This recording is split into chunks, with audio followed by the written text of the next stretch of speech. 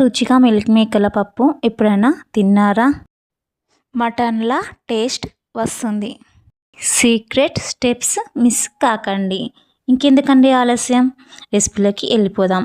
నేను ఒక గ్లాస్ కందిపప్పు తీసుకొని బాగా నీట్గా వాష్ చేసి 2 టైమ్స్ వాష్ చేసానండి.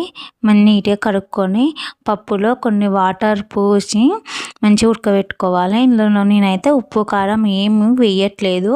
చూడండి, విజిల్ పెట్టుకొని 2 విజిల్స్ 3 విజిల్స్ ఉడికేంత వరకు పెట్టుకోవాలి. తర్వాత మీల్ మేకర్ని తీసుకున్నానండి.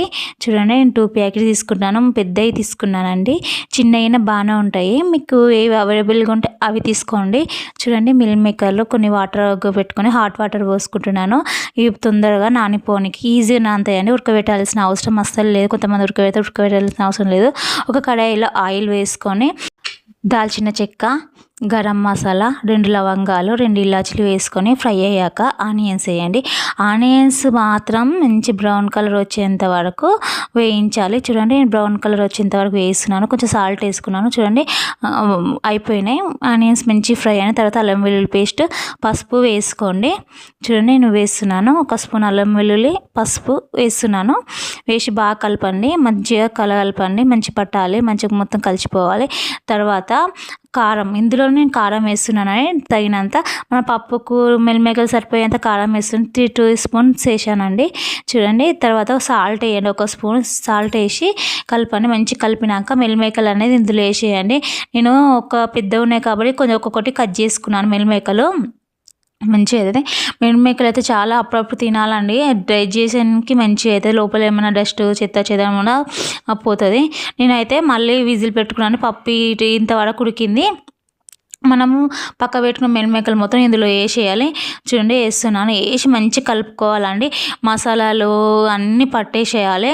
చూడండి, మెల్లమెల్లగా వేసుకోండి. నేను ఒక్క చేతితోనే వీడియో తీస్తున్నాను కాబట్టి నేను మెల్లగా స్లో చేస్తున్నంత కంప్లీట్గా చూపించలేకపోతున్నాను. మొత్తం పప్పులో మిల్ మేకర్ వేసి మిక్స్ చేయండి. మంచిగా నీట్గా మిక్స్ చేసేయండి.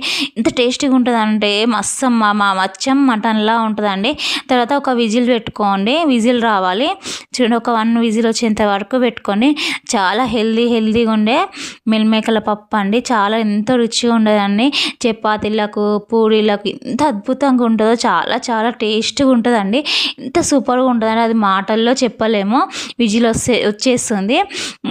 మీరు నా వీడియో నచ్చితే లైక్ చేయండి, సబ్స్క్రైబ్ చేయండి. ఇంకా ఏమైనా వీడియోస్ కావాలంటే కామెంట్ చేయండి. ఇంకేమైనా మీకు కుకింగ్స్ డౌట్ ఉన్నా ఏమైనా కావాలన్నా నాకు లైక్ చేయండి. కామెంట్ బాక్స్లో కామెంట్ చేయండి. నా వీడియో మీరు చూస్తారని అనుకుంటున్నాను. చూడండి, విజిల్ వస్తుంది, స్లోగా వస్తుందని. కొంతమంది చేసే మిస్టేక్ ఏంటంటే విజిల్ వస్తుందండి, విజిల్ ఆఫ్ కాగానే ఎంబడే మూత క్యాప్ ఓపెన్ చేస్తూనే ఉంటారు. కానీ అలా చేయొద్దండి. విజిల్ వచ్చినాక కుక్కర్ సైడ్కి పెట్టాలి. అలా చేస్తే పేలుతాయండి. అందుకే చాలా ఇళ్ళల్లో పేలుతాయండి కుక్కర్లు. చూడండి, నేను విజిల్ వచ్చిపోయింది. స్టవ్ ఆఫ్ చేసుకుంటున్నాను. చూడండి, విజిల్ ఎలా వస్తుందో.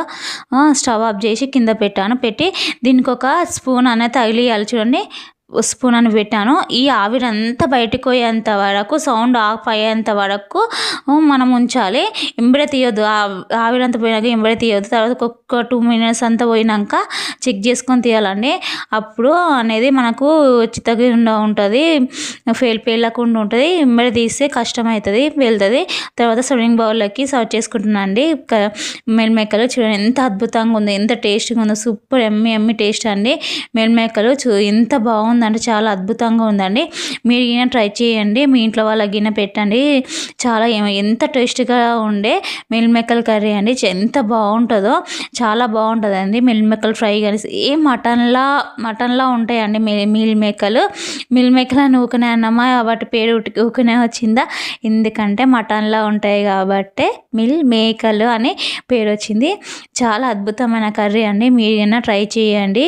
చేసి ఎలా వచ్చిందో కామెంట్ చేయండి, సబ్స్క్రైబ్ చేయండి, లైక్ చేయండి, షేర్ చేయండి. నా వీడియో నచ్చుతుందని అనుకుంటున్నాను.